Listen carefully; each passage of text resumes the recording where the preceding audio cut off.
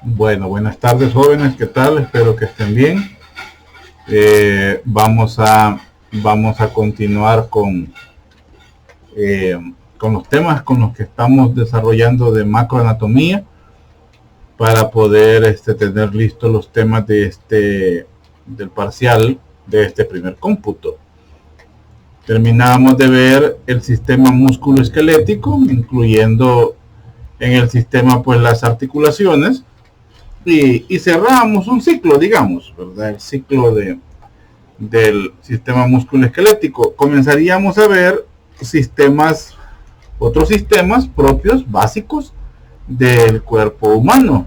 Y en este caso, pues veríamos lo que tiene que ver con el transporte de nutrientes y por supuesto el transporte de, de tóxicos o de materiales de desecho propios del metabolismo del cuerpo. Entonces nos referimos al sistema que se encarga de irrigar y al sistema que se encarga de drenar, teniendo en claro que el sistema de drenaje del cuerpo se da por dos sistemas, ¿verdad? O sea, valga la redundancia. O sea, por dos opciones. Una opción es la opción venosa y la otra opción es la opción linfática. Son los sistemas de drenaje, y el sistema de irrigación es gracias a las arterias, ¿verdad? Entonces, en eso nos vamos a centrar en esta clase. No vamos a entrar en mucho detalle con respecto a arterias o venas específicas, aún así del sistema linfático tampoco, porque de eso hay clases específicas.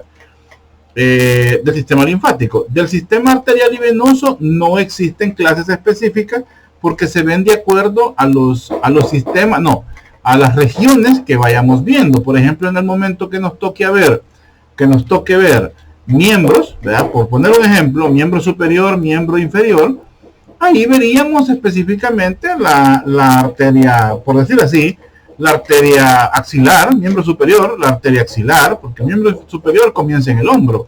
Entonces la primera arteria que nos interesa es la axilar, continuación de la subclavia, y la subclavia es rama derecha, si es del lado izquierdo, es rama directa del tronco arterial brachiocefálico, pero si es del lado derecho sería rama de la arteria del callado de la aorta, por poner un ejemplo. Y comenzaríamos a ver todo el trayecto de esa arteria junto con las demás estructuras que conforman el paquete vasculonervioso, porque es un solo paquete donde va la vena, la arteria y el nervio, y los demás componentes que circundan esa zona, los músculos, el mismo hueso, volveríamos a hablar, pero ya veríamos características específicas, por ejemplo, solo del húmero. Hemos hablado del húmero, por decir así, como un hueso que forma parte del sistema esquelético y que lo encontramos en el brazo, hasta ahí. ¿Verdad? Pero ya reparos específicos, troquíter, troquín, la línea intertocanteria, la corredera bicipital, la tuberosidad, todo eso no lo hemos visto directamente, porque son parámetros,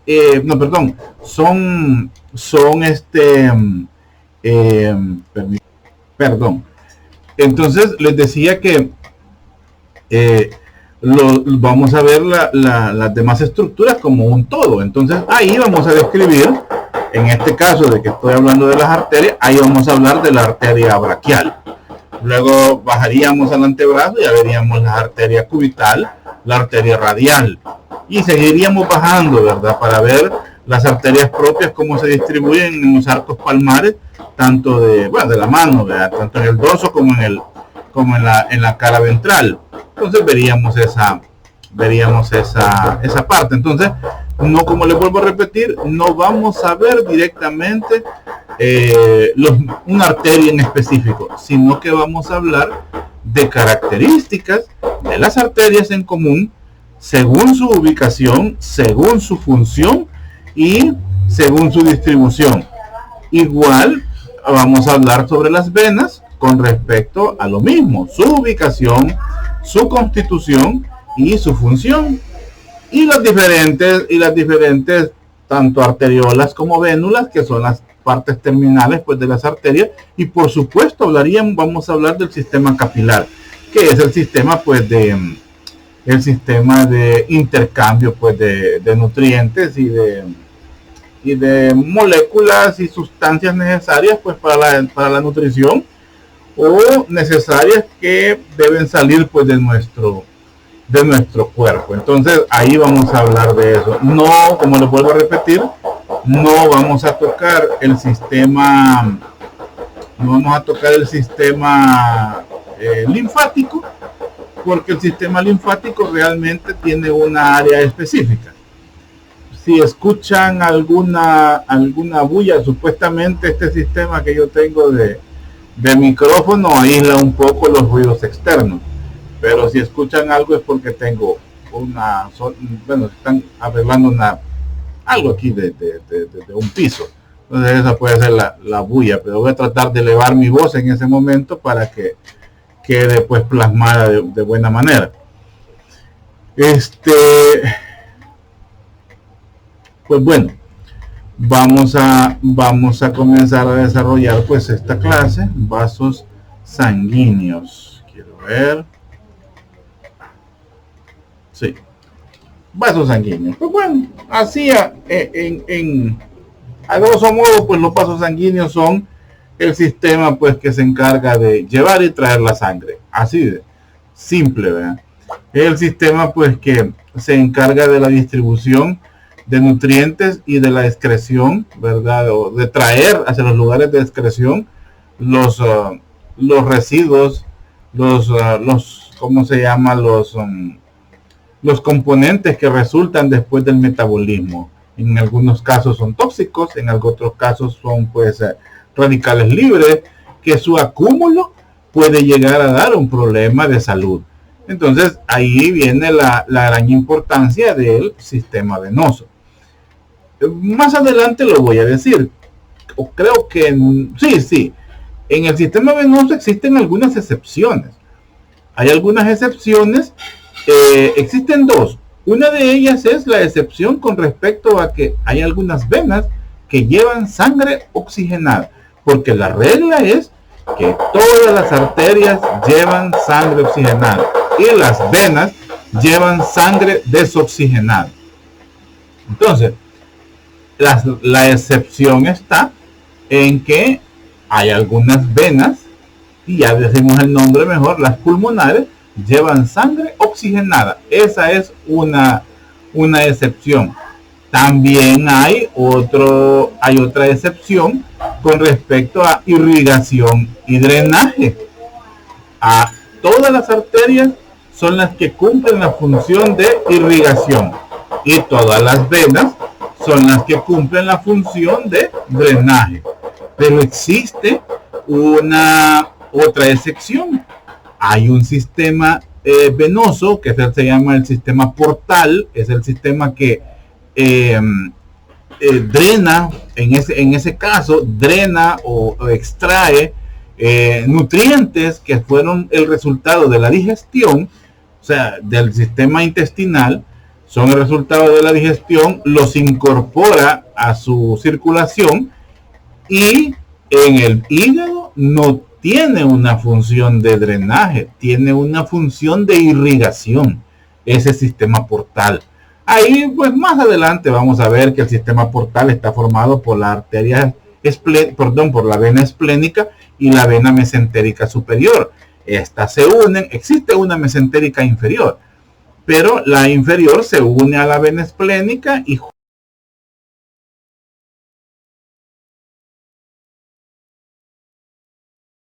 aporta. Entonces, este sistema no drena, este sistema irriga el hígado. Sí drena en el intestino, pero irriga el hígado. Entonces, esta es otra excepción que existe con respecto al sistema de irrigación. Estas venas irrigan, y las arterias hepáticas, ¿verdad? Bueno, no, ahí sí no, pero ya yo inventarme otra cosa, no. Las arterias hepáticas que son ramas de la vena de la arteria mesentérica, la arteria hepática es la hepática propia, son ramas del tronco celíaco. Quiero ver si no me equivoco, sí. ellas pues drenan, ellas pues irrigan el hígado, ¿verdad? También. Y existen unas venas hepáticas superiores que estas se unen a la vena cava inferior y pues continúa el drenaje. Entonces hay excepciones, o sea, ¿por qué les digo esto? Porque son preguntas de exámenes. O sea, una pregunta capciosa, si se fijan, yo utilizo mucho la pregunta capciosa, no. No, capcioso no es, sino que son preguntas de lógica o preguntas de pensar, o sea, de asimilar. Entonces, en donde yo les puedo preguntar, ¿todas las arterias tienen la función de irrigación en el cuerpo? No, todas no, hay una excepción. Cuando yo digo todo, se incluye todo. Entonces hay que tener cuidado con esas palabras. Esa forma de preguntar es la forma que se utiliza en los privados. Y es la misma forma que se utiliza en los exámenes de admisión para becas o para cursos fuera del país. Ese tipo de pregunta. Entonces, yo no me la quiero llevar, como dice un amigo de San Bergón, diciendo de que yo le estoy dando. No, no es eso, en ningún momento. Sino que lo que trato es de familiarizar su mente con un tipo de pregunta. La pregunta sencilla de que la mamá del ternero es un toro, la mamá del ternero es un perro, la mamá del ternero es una gata y la mamá del ternero es una vaca. Ese tipo de preguntas ya no son así. O sea, es porque hasta el nivel en el que estamos es un nivel intelectual superior y no estamos con niños de bachillerato, pues, ¿verdad? Donde así era el tipo de pregunta. La vaca da, híjole, ¿verdad? ¿Qué color es el caballo blanco de Napoleón? O sea, yo no les voy a preguntar así. Si alguien lo hace así, pues qué lástima. Pero en mi caso no es así. Yo trato de familiarizarlos con un tipo de aprendizaje superior y con un tipo de enseñanza superior, pero elevado o llevado al nivel pues de un doctorado, porque en eso estamos en un doctorado. Entonces no quiero esas no quiero esa simplicidad. A mí me gusta que el alumno utilice el cerebro, que lo estrene, o sea, que realmente lo estrene, no me lo vayan a tomar a mal. No me refiero a que lo estrenen porque lo están empezando a usar, no, que estrenen las áreas que no estaban desarrolladas. Porque el médico tiene que tener más áreas desarrolladas. Mi obligación como médico y como docente de ustedes es crear más giros en su cerebro. Investiguen a qué me estoy refiriendo cuando digo crear más giros. O sea, necesito de crear más circunvalaciones, necesito que generar más líneas en ese cerebro. Entre más líneas tiene el cerebro, tiene más giros, tiene más circunvalaciones. Eso quiere decir que es más inteligente. Entonces, eso es lo que tenemos que lograr nosotros. ¿Por qué? Porque a la hora de estar frente al paciente, a la hora de estar frente a una situación, el médico no tiene la capacidad, tiene la capacidad, pero me refiero, no tiene la posibilidad de poder ir a buscar algo. Tiene que dar una respuesta inmediata y esa respuesta tiene que ser la mejor. Entonces, y esa capacidad se está desarrollando en estos primeros 3 años. Digo primeros porque son ya los vocacionales de la carrera. Los fundamentales, mejor dicho, los vocacionales son los de los últimos 2 años. Pero estos fundamentales, ¿verdad?, son los que van a desarrollar en su mente esa capacidad como una memoria RAM. Entre menos memoria RAM tiene una computadora, una terminal de computadora, como es un teléfono. Ustedes vean cómo funciona un teléfono con 2 GB de memoria RAM y agarran un teléfono tipo Xiaomi, los últimos, o si no los Samsung nuevos, ¿verdad? Con RAM de 8, con RAM de 10, de 12, es una diferencia abismal. Yo usaba, por ejemplo, hace poco un Huawei P30 con 6, de RAM. Hoy tengo un Xiaomi con 8 de RAM y híjole, y es otra onda, pues, ¿verdad? Y acabo de estar trasteando un Samsung 20, creo que es. Híjole, no sé ni cuántos RAM tiene, es otra cosa. Entonces, eso es lo que queremos generar en ustedes, más RAM. Eso es lo que esa es mi obligación con ustedes, generar más RAM en su mente.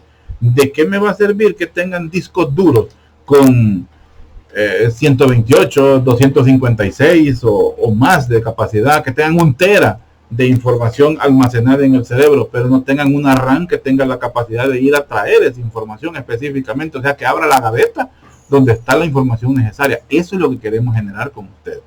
La capacidad de almacenaje existe, pero la capacidad de tener a disposición esa información en milésimas de segundo, esa es la que queremos desarrollar los docentes con ustedes. Por lo menos eso quiero desarrollar yo con ustedes, porque eso es lo que hace que alguien sea eficiente y, en términos así entendibles, buen médico. Pero si tenemos 1 tera guardado en la mente, pero hasta ¿cómo se llama?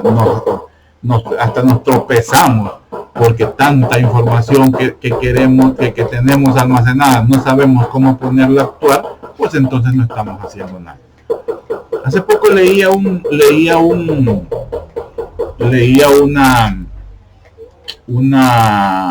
comentario donde decía que cómo actuaban las mentes inteligentes y cómo actuaban las mentes convencionales, y hablaba de que el conocimiento de las mentes convencionales el poner en práctica, el poner en uso la información con la que ellos trabajan era más eficiente, en el sentido de que ellos trabajan de forma lineal, o sea, aprenden a hacer una actividad de una forma y así la realizan siempre. Una mente inteligente tiene tanta información y tantos caminos para realizar una función, que en escoger el mejor camino o la mejor vía se atrasaba, y entonces la mente convencional era más rápida. Y parece mentira, pero en la medicina necesitamos una mente rápida, y esa mente rápida a la vez tiene que ser lógica, y al hacer lógica necesito que tenga información de primera mano y que sepa escogerla en milésimas de segundo. Pero no sé si me doy a entender. Entonces, nos interesa de que tengan la capacidad de resolver problemas en milisegundos. Imagínense, les decía hace poco, creo que les hablaba de una serie que está en Netflix, que se llama New Amsterdam, y ahí sale algo muy bonito, el desarrollo de una sala de emergencias. Y en una sala de emergencias, el médico de emergencia es el médico que esa capacidad de toma de decisiones, esa capacidad de resolver una situación entre un paciente y otro que llega con patologías diferentes, eso es lo que realmente hace la eficiencia de un médico, y un buen médico, y por supuesto un excelente médico: trabajar bajo presión. Entonces, pues ahí eso es lo que quiero que desarrollemos con ustedes. Por eso yo no puedo y no lo veo, yo lo veo como falta de respeto realmente, hacerles preguntas sencillas, hacerles preguntas, como dicen, regaladas, porque si nos vamos a poner a eso, a mí no me cuesta ponerle 7 necesitan para pasar, yo les pongo 7 a todos. Entonces uno, cualquiera lo puede hacer, pero realmente sacar y tener eso, porque yo creo que lo que ustedes quieren es realmente tener conocimiento para ser exitosos como médicos. Pero tener un título, aunque no sepamos nada, chica, miren, hoy hasta hay un montón de ¿cómo se llama? Hay una doctora por ahí que a mí me da que pensar, ¿verdad? O sea, que sale enseñando y tomándose fotos y ya es modelo prácticamente, y yo me quedo, ¿qué tanto tendrá en la cabeza? Ya me da mucho que pensar, porque realmente pues esa necesidad de que estén alabando sus fotos para un médico como que estamos algo mal, ¿verdad? Yo creo que todos queremos que nos alaben por nuestros logros académicos, al menos así lo pienso yo, ¿verdad? Pero bueno, sigamos, me estoy yendo del tema. Entonces, hablábamos pues de los vasos sanguíneos y pues nos vamos a enfocar en eso, ¿verdad? En los vasos sanguíneos con sus características y no tanto en explicar cuáles son las ramas, pues dónde inicia, dónde termina, delimitar su ubicación, cuáles son sus ramas, a quién irriga, eso no es parte de aquí. Eso va a ser parte de cada una de cuando veamos ya anatomía por sistema, por regiones. Entonces, aquí vamos con las características de los vasos sanguíneos. Y vemos pues que el aparato circulatorio, como dice, pues está formado, ya sabemos, por el corazón. Otra cosa, no vamos a hablar del corazón. Como la bomba, específicamente que es el corazón, no vamos a hablar. Nos vamos a referir un poco a cosas que ya saben, ¿verdad? El ventrículo derecho, ventrículo izquierdo, aurícula y derecha e izquierda, y los vasos que salen de ahí propiamente, las pulmonares, la aorta y las venas cava superior e inferior, y las venas pulmonares, por ejemplo. Entonces, en relación, pues, como vuelvo a decir, nos vamos a centrar en sí, en las venas y las arterias, en sus características. El corazón, pues, que bombea la sangre a todo el cuerpo, y los vasos sanguíneos, que forman una red cerrada de conductos que transportan la sangre. Eso es el aparato circulatorio. Teniendo en cuenta que la homeostasis, ¿verdad?, que es una propiedad de los organismos, que lo que tiene como función es mantener, pues, ¿verdad?, las condiciones estables del medio interno, compensando los diferentes cambios que se dan en el entorno, o sea, alrededor. Entonces, el sistema circulatorio trabaja regulando ese intercambio y esos cambios, mejor dicho, que se dan entre la materia y la energía que existe en el exterior. Entonces, de una u otra forma, el aparato circulatorio, específicamente los vasos sanguíneos, tienen una función, ya que transporta, distribuye y evacúa. Transporta oxígeno, transporta nutrientes, los distribuye en los diferentes tejidos y evacúa el resultado de los tóxicos. Entonces, tiene función en la homeostasis del cuerpo humano. También otro término muy importante que tiene que ver, pues, con las venas y las arterias, pues, es la hemodinamia. La hemodinamia, pues, es aquella parte de la, ¿cómo se llama esto? De la física, de la biofísica, que se encarga del estudio, pues, de la dinámica de la sangre, o sea, del movimiento de la sangre, cómo se mueve la sangre al interior pues, de los vasos sanguíneos, en toda la estructura, pues, de las arterias, las venas, las vénulas, las arteriolas, los capilares, y esa función o esa dinámica de la sangre, pues, es comandada por la mecánica del corazón. El corazón actúa, pues, como una bomba que distribuye todos los líquidos, distribuye el flujo sanguíneo al interior, pues, de estos canales, principalmente, pues, en las arterias. Más adelante vamos a ver, pues, que las venas tienen otros sistemas que le ayudan a poder transportar, o mejor dicho, a poder hacer llegar la sangre, pues, de regreso al corazón. Entonces,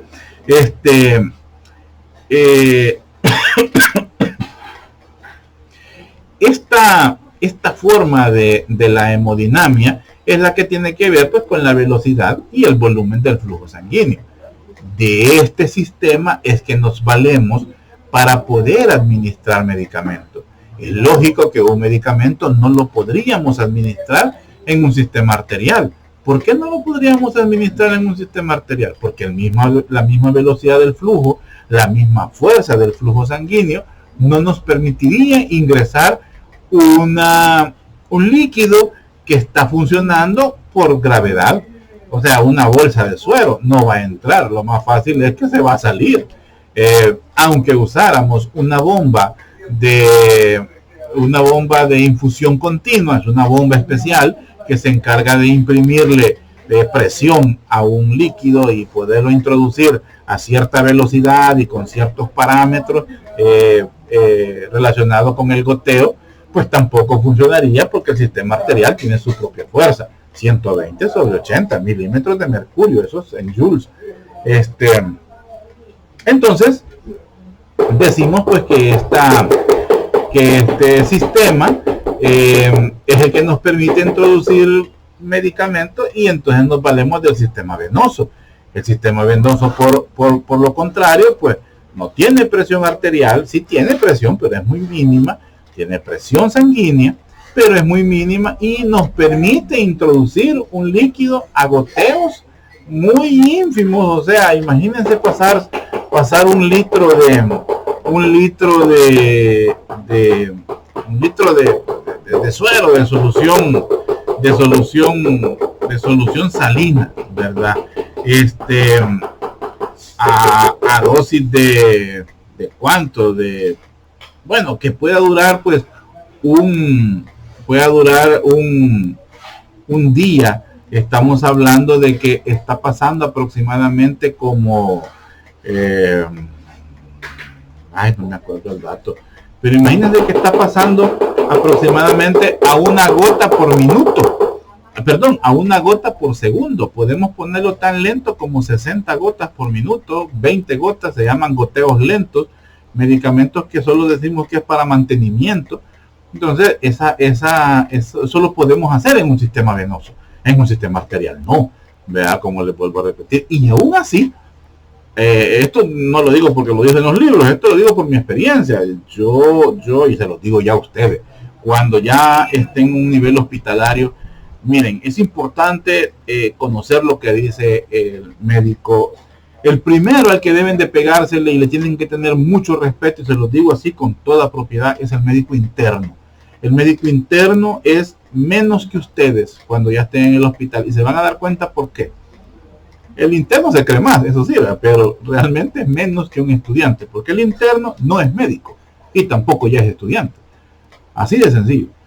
El interno no tiene firma, no tiene mando, no tiene voz como un médico, pero ya no tiene las prerrogativas que tenía un estudiante. O sea, no es que el estudiante todavía no sabe, no, es que él todavía está aprendiendo. Eso es lo fregado del médico interno. El médico interno es el médico de séptimo año. Entonces, les digo desde ya que ese es al que le deben tener mucho más respeto, ¿verdad? Bueno, a todos, pero ténganle mucho respeto a esa persona. Luego, pues a sus residentes, ¿verdad? Cuando ya estén en el hospital, luego a los residentes y por supuesto a los médicos de staff. Pero hay unas personas a las que ustedes les van a enseñar mucho y les van a enseñar la práctica. Y créanme que sí, las enfermeras. Cuando ya en las noches de las rondas, en lugar de estar cuenteando a la enfermera, los varones, bueno, las hembras también, pero hoy ya no se sabe, aprendan péguensele a la hora que van a cumplir medicamentos, a la hora que van a poner un suero, a la hora que van a poner un medicamento. Aprendan a hacer las conversiones de los conteos, aprendan a usar una máquina de una bomba de infusión, aprendan a tomar una vena, aprendan a las técnicas que existen para tomar una vena, porque no solo de que galán en todos los que se les ven las venas, pero vemos algunos, oye, se me ven un poco a mí, he rebajado un poco, pero ya hace tiempo. A mí me operaron hace, no me acuerdo, mi hijo estaba pequeño, el menor, hoy tiene ya 14 años, tendría unos 13 años tal vez, 12 años, y sin mentirles, 8 pinchones en una mano, 9 en la otra, ¿verdad? Y dije yo casi ya, miren, no me joda, ¿verdad? Pero de modo, porque no se me veían las venas. Entonces, en esos pacientes es donde uno tiene que aprender, no aprender, sino que conocer cómo las técnicas que utilizan ellas para poder descubrir dónde está una vena y darle, ¿verdad? El conocimiento anatómico es muy importante. Ahí ya vamos a ver por ahí cuando estemos en los brazos, cuando veamos la circulación arterial y venosa del miembro superior, pongan mucho cuidado en toda la trama de las venas cefálicas, ¿verdad? Entonces, a eso lo vamos a ver más adelante, que son las venas que utilizamos para poner medicamentos. Entonces, aprendan eso, y se los digo, yo ahí aprendí con ellas nos íbamos a ayudarles, o sea, bueno, yo a cambiar pacientes, a limpiar pacientes cagados, que eso es de lo más difícil, a movilizar pacientes, esa es otra cosa. Movilizar un paciente no es tan fácil, no es como mover cualquier persona. Y por supuesto a cumplir medicamentos. ¿Cómo se hacen las diluciones? Hay medicamentos que no se ponen directos así como vienen, pues hay que diluirlo y saber con cuánto se diluye, saber qué medicamentos sí se pueden poner en una solución salina y qué medicamentos no se pueden poner en una solución salina, qué medicamentos tienen que ir diluidos con agua bidestilada o qué medicamentos no le podemos poner a una solución dextrosada. Pues todo eso nos lo enseñan a las enfermeras. Es que es consejo sabio que les doy ahorita. Bueno, entonces, y para terminar esta diapositiva, pues hablamos de la circulación derecha y la circulación izquierda. Circulación derecha es lo que conocemos como circulación menor. Ventrículo derecho, aurícula derecha, ventrículo derecho, arterias pulmonares, pulmones, o ¿cómo se llaman? Alvéolos pulmonares, venas pulmonares, aurícula izquierda. Eso es la circulación menor. Luego, circulación mayor, estamos hablando, empecé con aurícula derecha, empieza con ventrículo derecho. Ventrículo derecho, arterias pulmonares, pulmones o alvéolos pulmonares, venas pulmonares, aurícula izquierda. Circulación menor es la circulación, como dice ahí, que va a todo el cuerpo. Circulación mayor es la que va a todo el cuerpo, o circulación izquierda también. Esta inicia con ¿qué? Ventrículo izquierdo, arteria aorta, toda la aorta, ¿verdad? Ascendente, callado, descendente, torácica, abdominal. Eso es la arteria aorta. Venas cavas, tanto superior como inferior, y aurícula derecha. Eso es la circulación menor. Apréndanselo así como se los estoy diciendo. Esa es la mejor forma de aprendérselo, en el aire, así, sin verlo. Después ya lo aplican al dibujo. O bueno, o como ustedes quieran. Circulación derecha, ventrículo izquierdo, ventrículo derecho, arteria pulmonar, pulmones, venas pulmonares, aurícula izquierda. Circulación mayor, ventrículo izquierdo, arteria aorta, todo el cuerpo, cerebro y todo lo demás del cuerpo. Venas cavas superior e inferior, ventrículo derecho. Así, fácil. Sigamos.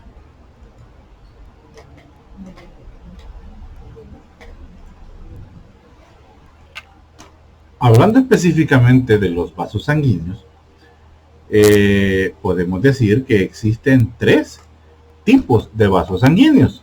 Estos son las arterias, las venas y los capilares. En las arterias, pues estas son las que transportan la sangre desde el corazón. O sea, son las encargadas de llevar la sangre que lleva oxígeno desde el corazón en 2 sentidos. En sentido ascendente, a través de las ramas del callado de la aorta, hacia el sistema nervioso cerebral, ¿verdad? O sea, hacia la parte cefálica.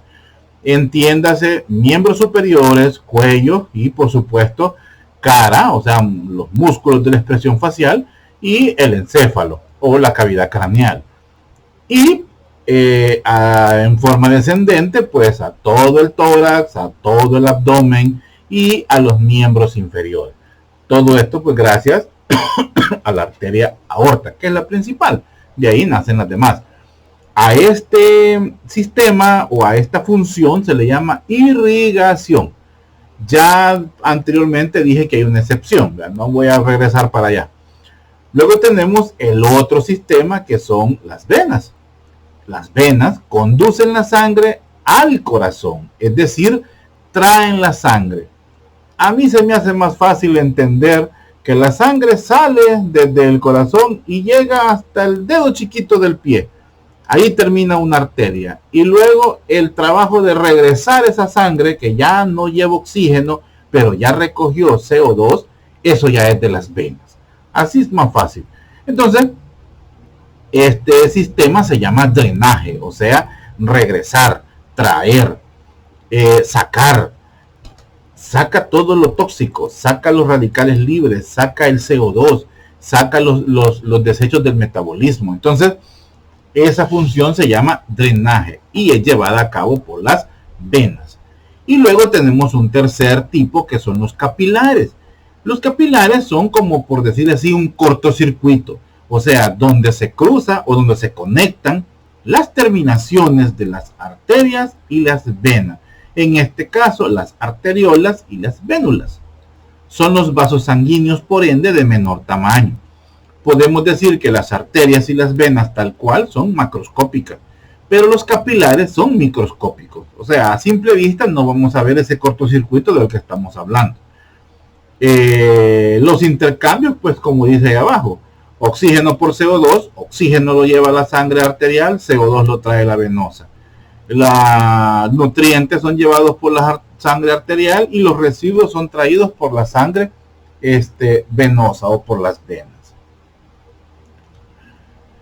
Las arterias sirven para transportar la sangre desde el corazón hasta la periferia corporal o hacia los pulmones. O sea, ahí habla de las dos circulaciones, ¿verdad? La pulmonar y la sistémica. Pero ya sabemos que en la circulación menor la cosa cambia. Ahí es diferente la irrigación o el concepto, ¿verdad?, de sangre oxigenada y sangre venosa exclusiva por un canal o por una vía. Ahí cambia, ya saben que hay el concepto pues es diferente, ¿verdad? Si la sangre, las arterias siempre llevan esa función de irrigar a ese nivel, solamente que la sangre que llevan es sin oxígeno o desoxigenada. Y las venas siempre también, las venas pulmonares siempre tienen la función de drenaje o de regresar sangre, pero no es desoxigenada, sino que oxigenada. Las venas transportan la sangre desde la periferia, o sea, de regreso corporal al corazón, desde la periferia corporal al corazón. Son fácilmente dilatables y tienen una función de reserva. Ojo con esa función. Las arterias no tienen esa función. Desde ya, grabémoslo en la mente, la función de reserva, el reservorio de la sangre, donde digamos hay más sangre, no es en las arterias, es en las venas. Eso pues hay que tenerlo. Más adelante hay una esquema de eso que lo explica mejor. Pero ahorita pues lo mencionamos, ¿verdad? Que las arterias pues también tienen esa función, la función de reserva. Y las venas. Y las venas también tienen esa capacidad que le puede jugar en contra, que es el de dilatarse. Le puede jugar en contra porque puede provocar o bien varices en los miembros inferiores o bien aneurismas a nivel pues de en un órgano sensible de nuestro cuerpo, que al final pues puede poner en riesgo la vida del paciente. Permítanme, no me quiere detener esto. Aquí está.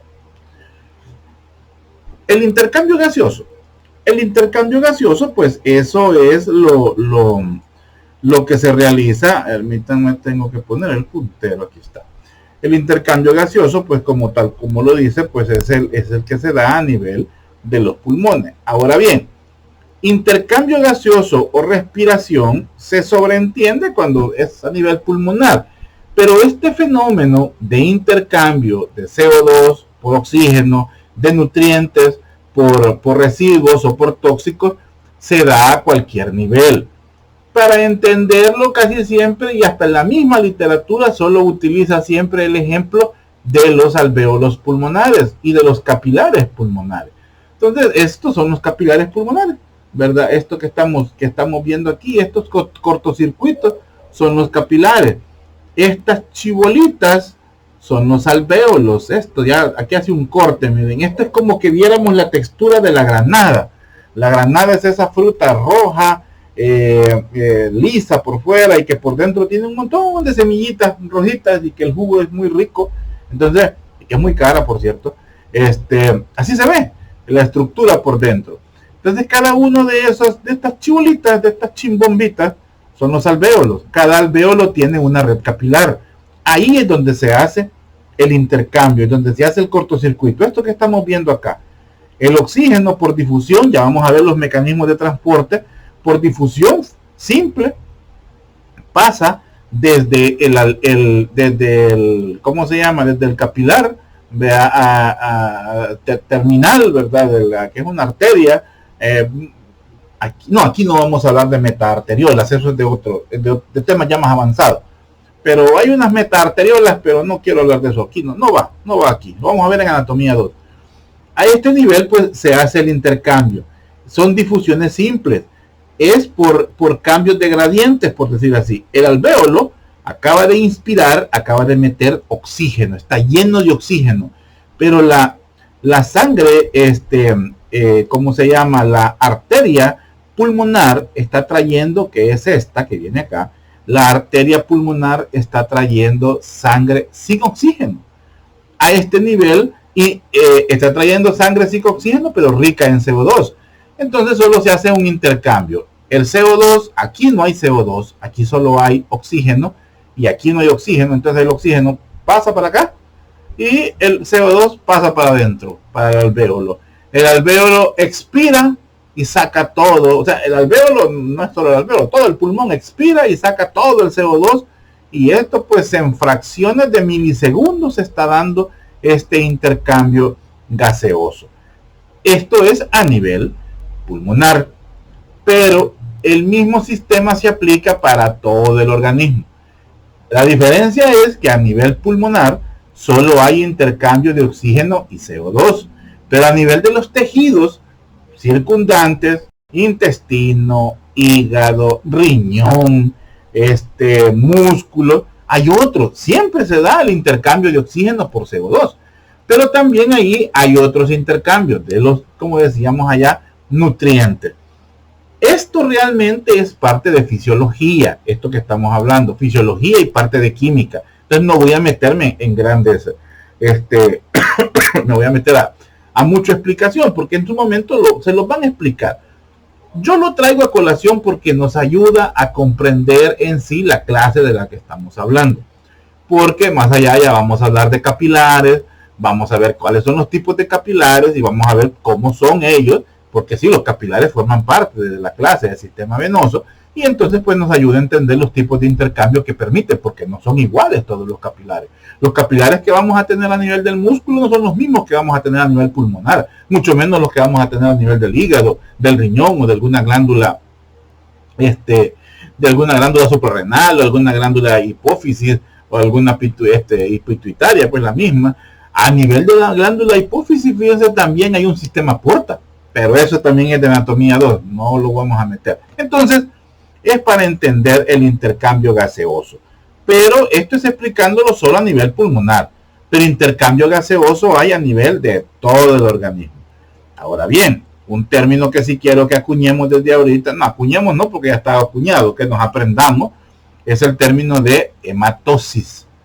Hematosis es lo que nos describe el intercambio de gases que se produce entre el aire que hay en los alvéolos pulmonares y el que viene en la sangre venosa proveniente de la arteria pulmonar. O sea, que el oxígeno que está en los alvéolos, los alvéolos son las partes terminales del sistema bronquial, ¿cómo se llama? El aire pues se fija al oxígeno y fácilmente se libera el dióxido de carbono. Entonces, aquí entra otra cosa muy importante, la anemia. Un paciente anémico es cansado. ¿Por qué? Porque no tiene suficientes cargadores, o no tiene suficientes transportadores, o el sistema de delivery le está funcionando mal.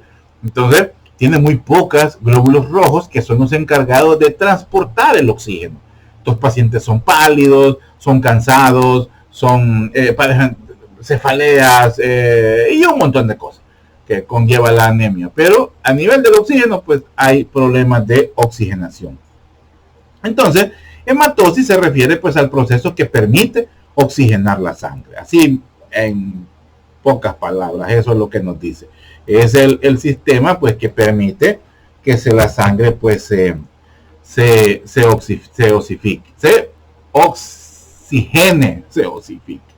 que el sistema pues se oxigene.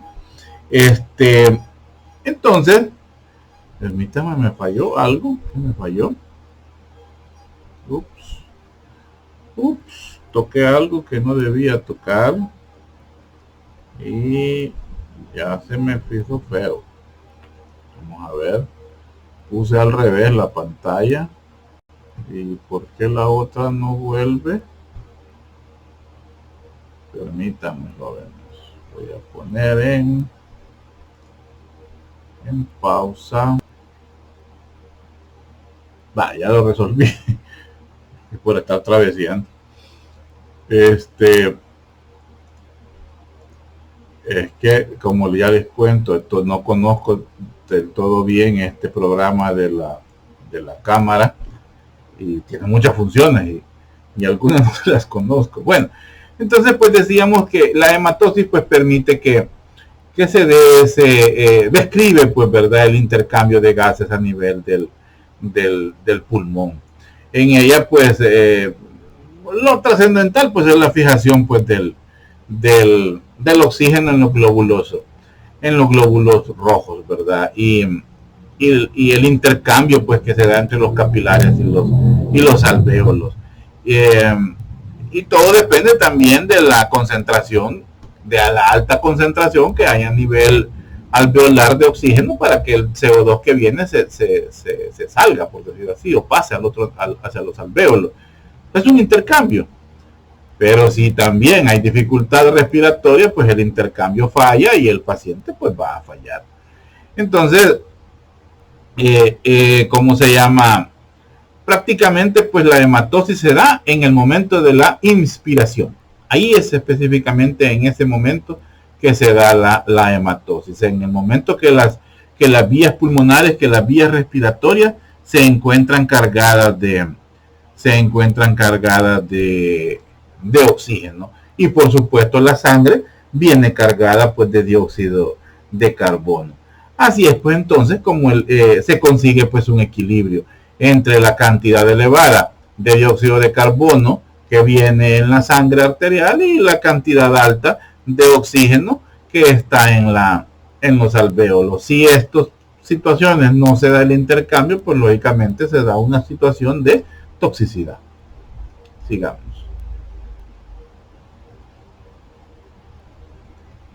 No quiere responder. Ahí está.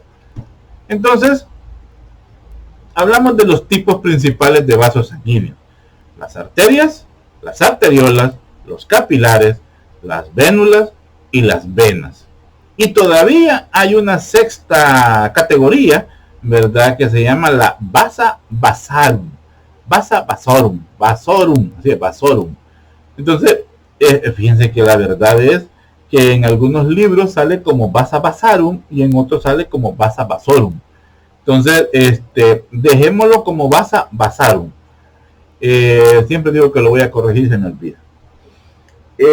Esta vasa vasarum, ¿verdad?, es una red pues pequeñita de vasos sanguíneos que están dentro de las paredes de los vasos sanguíneos. O sea, son los vasos sanguíneos de los vasos sanguíneos. Pero más evidentes o más tienen más presencia en los vasos de mayor tamaño.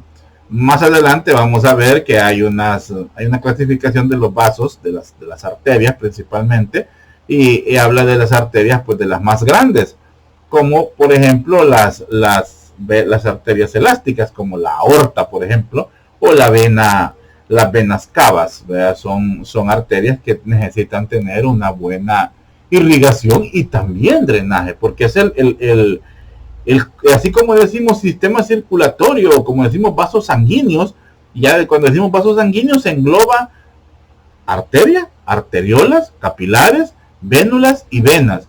Cuando decimos vasa vasarum nos referimos a arterias, capilares y venas de los vasos sanguíneos. O sea, es una forma eh, ¿cómo les puedo decir?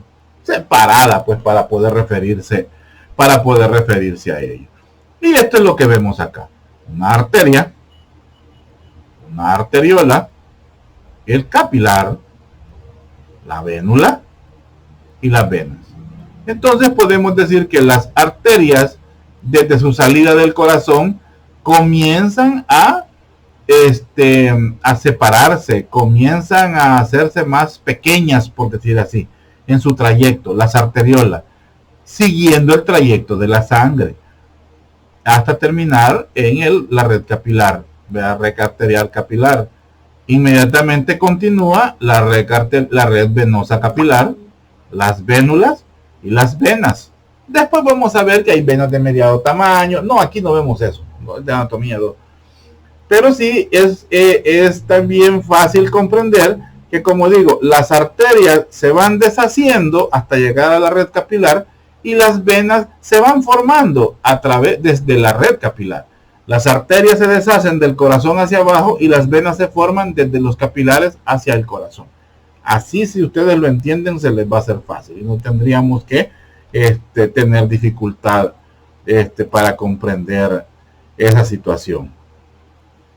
Voy a quedarme hasta aquí porque me surge ahorita una situación y debo dejar pues de grabar. Pudiera dejarlo en pausa, pero se me hace pueda que me tarde demasiado y no quiero pues quedarles mal. Entonces voy a dejar hasta aquí la